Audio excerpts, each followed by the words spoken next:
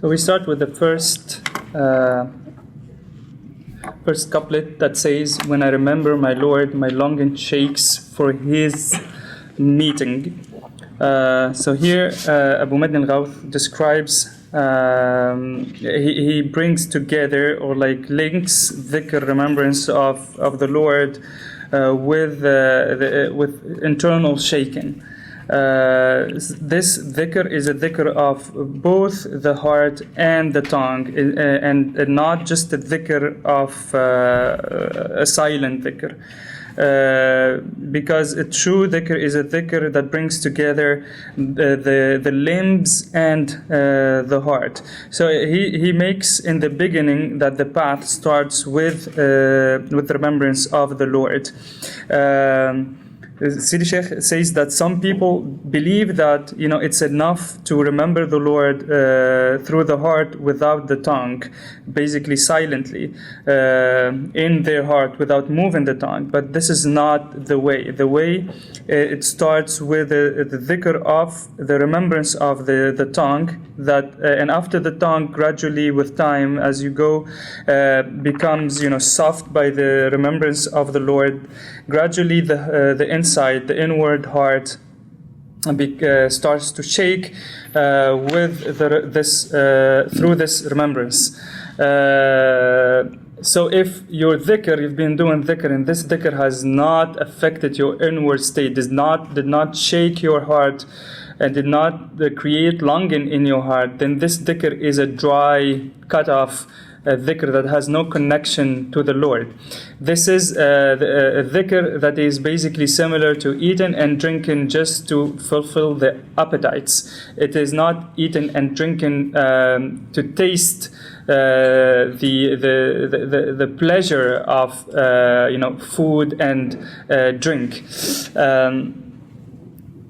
Sidi Abu Madyan al-Ghawth here explains that every time he remembers the Lord, then his internal state shakes, his heart shakes. So it means here that whenever he is remembering the Lord, he is in a state of spiritual presence. And this dhikr, this is the fruit of dhikr. This is what dhikr should produce in your heart. As Mulay Abd Salam al-Mashish, the Shaykh of Sidi Abu al-Hasan Shadili, says, "Whoever guides you towards litanies has made you tired." Is tiring you, because if it's just litanies for the sake of litanies, then this is just like extra work that doesn't have any fruit. But the fruit of dhikr is the purity of the heart and the longing of the internal heart towards reaching and joining the divine. And this creates a shaking inside. This is not a shaking of the body. This is a shaking of the inward heart of the person remembering the Lord. The Prophet ﷺ says in a hadith that affirms this reality that Abu Madyan al-Ghawth Qaddasallahu sirrahu says. The Prophet says that the hearts of the believers rust, and they're washing, or like to wash that rust, you need to do dhikr of Allah. Whenever you do this, you apply the pedagogy of the Prophet ﷺ. When you have a dhikr that is connected to the Lord, then your heart becomes a house for the truth, for the real, and it longs to find the real inwardly. As the Hadith Qudsi of the Prophet ﷺ says, God says, "Nothing encapsulates me, neither my heavens nor my earth, but the heart of the believing servant."